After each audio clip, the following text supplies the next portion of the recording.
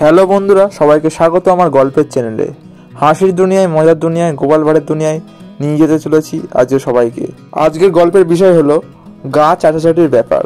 এই গল্পটি অনেকেই আগে শুনেছেন, তাই সবাইকে অনুরোধ রইল গল্পটি আরেকবার শোনার জন্য। এবং যারা যারা চ্যানেল নতুন আছেন অবশ্যই চ্যানেলটিকে সাবস্ক্রাইব করে নিয়ে আমাদের পাশে থাকবেন। চলো শুরু করা যাক আজকের গল্পটি। গা চাটাচাটির ব্যাপার। মহারাজ কৃষ্ণচন্দ্র অনেক দিন আগে থেকেই ভাবছিলেন কিভাবে গোপালকে জব্দ করা যায়, কিন্তু গোপাল যেরকম চালাক তাকে সহজেই কি জব্দ করা যায়? শেষ পর্যন্ত ভাবতে ভাবতে মহারাজ একটা উপায় খুঁজে বার করলেন।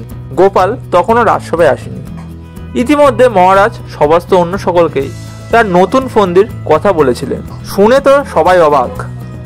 তাদের ধারণা এবার গোপালকে জব্দ করা যাবেই। গোপাল রাজসভায় আসতেই মহারাজ কৃষ্ণচন্দ্র বললেন, ওহে গোপাল, কাল রাতে আমি একটা স্বপ্ন দেখেছি। তুমি যদি তা জানতে চাও বলি, শুনবে?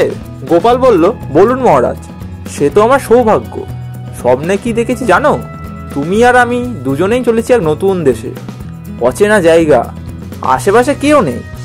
দুপাশে দুটো বড় দিঘি, মাঝখানে সরু পথ।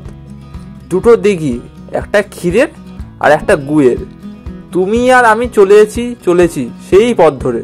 মহারাজ বলল, তুমি পাহাড়কে গুয়ের দিঘিতে ডুবে দিলে আর আমি পাহাড়কে ক্ষীরের দিঘিতে ডুব দিলাম। তারপরেই আমার ঘুম ভেঙে গেল। রাজসভার পণ্ডিত আবার ঠাট্টা করে গোপালকে বললেন, দেখো তো গোপাল, তোমার গায়ে গুলে গেছে কিনা? গোপাল এবার বলল, মহারাজ, কি আশ্চর্য স্বপ্ন! আমি একই স্বপ্ন দেখেছি, অর্থাৎ আপনি ক্ষীরের আর আমি গুয়ের দিঘিতে পড়ে যাই। মহারাজ প্রসন্ন হয়ে বললেন, তাহলে তুমি একই স্বপ্ন দেখেছে? স্বীকার করছো তো? হ্যাঁ, তবে আপনার স্বপ্ন ওইখানে ভেঙে গেলেও আমার খানিক পরে ঘুম ভেঙেছে। তারপরে আমি আরও কিছু কিন্তু দেখেছি।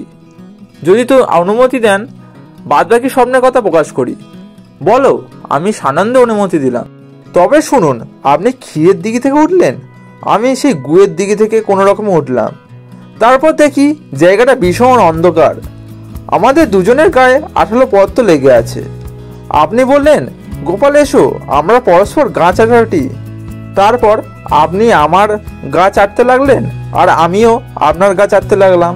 হ্যাঁ, সবটাই গা চাটাটির ব্যাপার।